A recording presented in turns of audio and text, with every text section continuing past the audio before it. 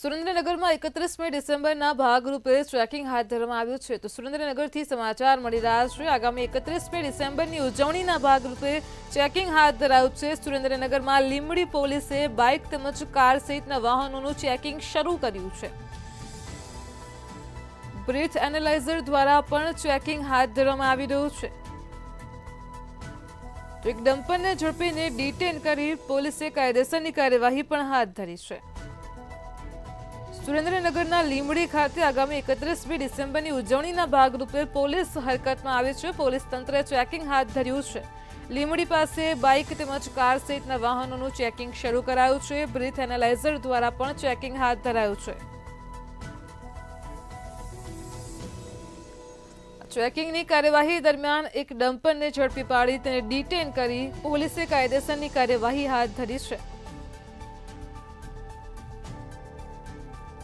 તો સુરેન્દ્રનગરથી સમાચાર મળી રહ્યા છે. આગામી 31મી ડિસેમ્બરની ઉજવણીના ભાગરૂપે લીંબડી પોલીસ દ્વારા વાહનોનું ચેકિંગ હાથ ધરવામાં આવી રહ્યું છે.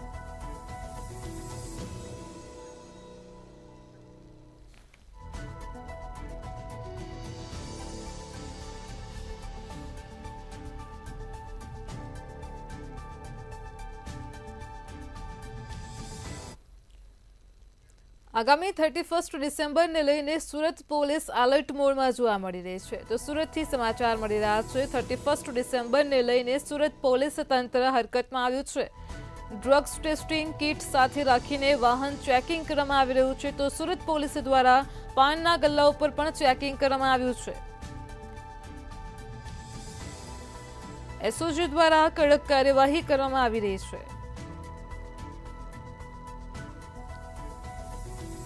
ડીસીપી રાજદીપસિંહ નકુમ સાથે એસઓજીની ટીમ ગ્રાઉન્ડ પર ઉતરી છે. નશો કરેલા ઇસમો સામે પોલીસ દ્વારા કાર્યવાહી કરવામાં આવશે.